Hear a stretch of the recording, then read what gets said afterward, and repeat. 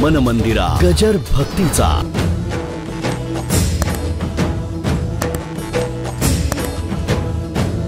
भगवंताने अतिशय सुंदर अशी वेणू वाजवली. वेणूचं वाजवणं केव्हाही सुंदरच असतं जेव्हा श्वास फुकला जातो. त्याच्या इतकं सौंदर्यशाली आणि सुंदर दुसरं काय.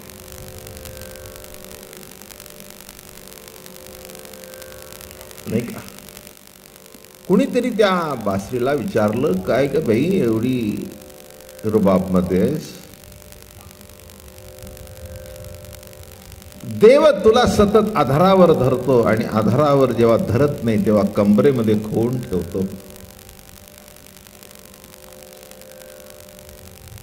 एवढं काय तुझं महात्म्य. हे असं कसं घडलं. ते म्हणाले, उगीच घडलं नाही.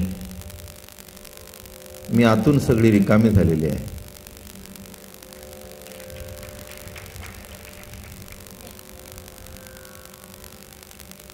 माझ्यातला काम नाही, क्रोध नाही, लोभ नाही, दंभ नाही, मत्सर नाही. एक आस आहे, प्रभु मिलन की आस.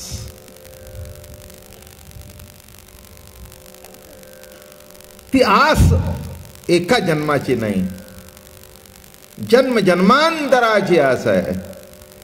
पिया के मिलन की आस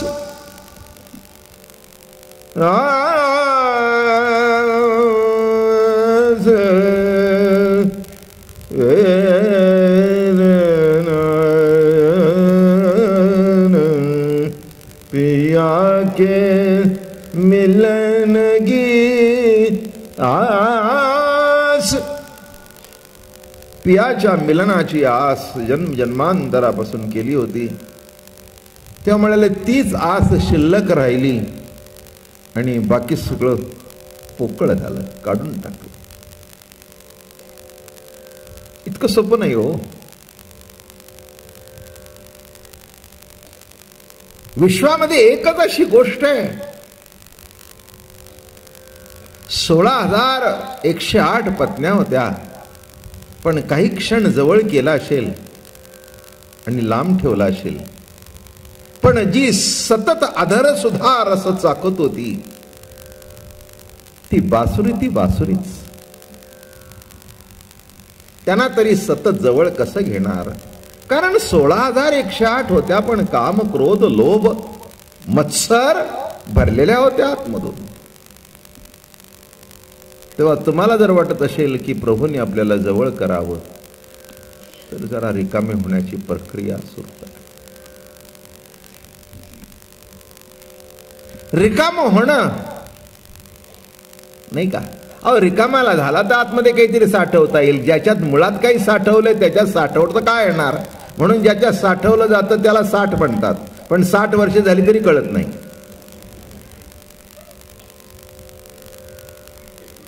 साठविला हरी, बघा अभंगच आहे.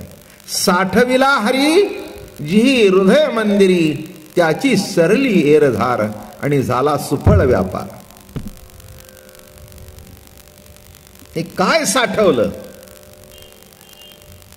नाही का. ज्याच्यात साठवलं जातं ते रिकामा असावं लागतं. तुमचं जर पहिल्यांदा भरलेलं असेल तर काय साठवणार. काही नाही, काहीही नाही, काही उपयोग नाही आहे. नळाचं पाणी चालू आहे, उद्या पाणी येणार नाही, पण साठवण्याकरता काही नाही, म्हणून 2 बादल्यात समाधान मानावं लागतं. मग ती बायको म्हणाली, मी तुम्हाला म्हणत होते मागे एक टाकी घ्या, मोठी 60 घ्या, की ज्याच्यामध्ये 10, 15, 20 हांडे साठवले जातील. तसं आतमध्ये त्या बासरीने स्वतःला रिकाम केलं. रिकाम केल्यानंतर प्रभूने आतमध्ये श्वास भरला.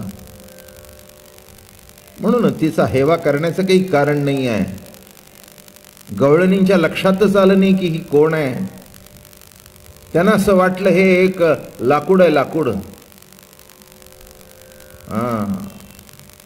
सगळीच लाकडं कुठे भाग्यवान असतात, काहीच असतात.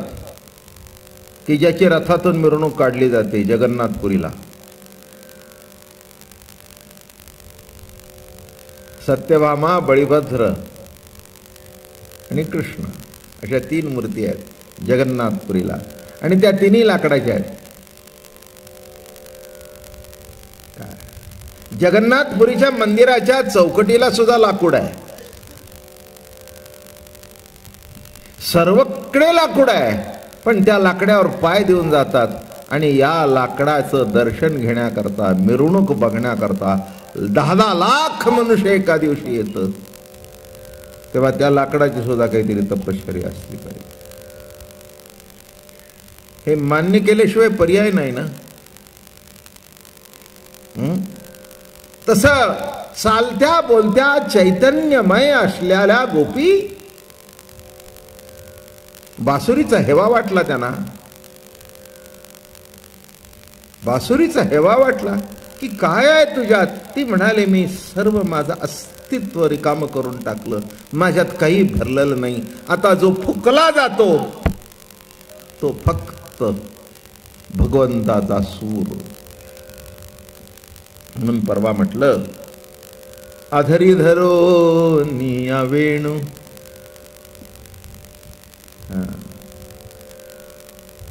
आधारावर धरण्याकरता जो अधीर झालेला आहे,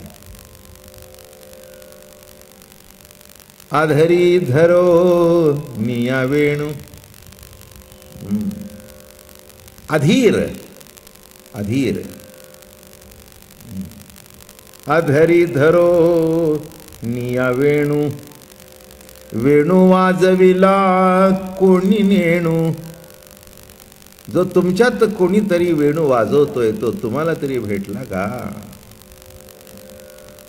लाकडे गेली पुढे तरी अजून कळला नाही.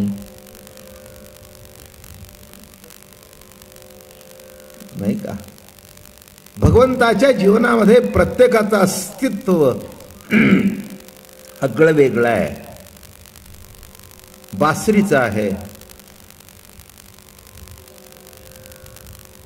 तसं त्या मोरपिसाचंही आहे.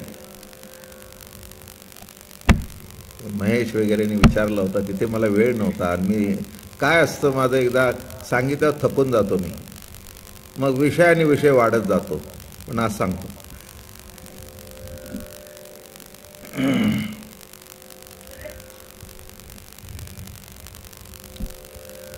हे मोरपीस डोक्यावर आहे. एकाने मला प्रश्न विचारला होता की रामाच्या डोक्यावर काय नाही. ते उत्तर दिलं काय सांगायची आवश्यकता. पण महत्वाचा भाग सांगतो की भगवंताच्या डोक्यावर मोऱ्याचं पीस आहे. मोर हा फार पवित्र आहे. आपला राष्ट्रीय पक्षी आहे तो. त्यांनाही माहिती नसेल, पण पवित्र का धारण केलं. मोराची निर्मिती शरीर संघातून होत नाही. लांडोर आणि मोर यांचा शरीर संबंध होत नाही. नुसतं त्या लांडोरीच्या डोळ्यातून 2 थेंब पडतात आणि ते तो घेतो, ती घेते. मोराच्या पडतात आणि ती घेते आणि तो गर्भ. म्हणून ज्याचं शरीर पवित्र आहे, देह ज्याचा बाटलेला नाही, अशाला तो डोक्यावर धारण करतो.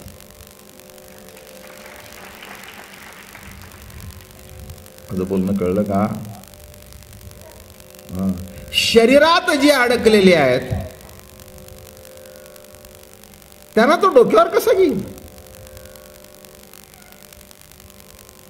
नाही का. कधीही स्पर्श नाही. म्हणून ते सौंदर्यशाली आहे मोर तो. नाही का. मोराचा पिसारा, मोराचं सौंदर्य, मोराचा तुरा, किंबहुना त्याच्या इतका सौंदर्यशाली दुसरा पक्षी नाही. कारण का, हा देह पवित्र आहे. देह काम वासनेत अडकलेला नाही. बाकी स्त्री असू दे, पुरुष असू दे, जनावर असू दे, पाखरू असू दे, एका देहाचा संबंध दुसऱ्या देहाशी घडतो. पण मोराच्या बाबतीत तसं घडलेलं नाही. म्हणून त्याचा देह पवित्र आहे.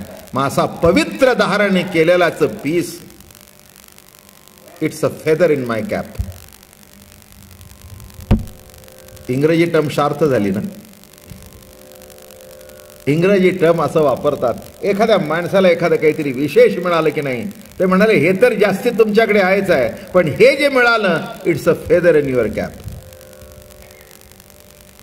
तसं भगवंतानी आपल्या मस्तकावर धारण केला ज्याचा देह पवित्र होता आणि अतिशय सुंदर डोळे होते, देखणे डोळे बर का.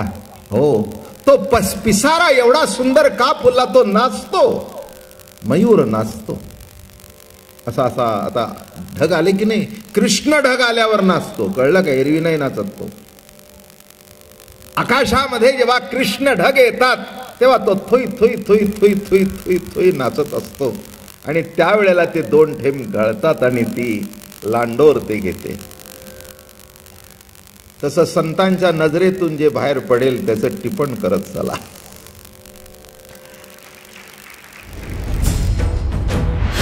मन मंदिरा गजर भक्तीचा.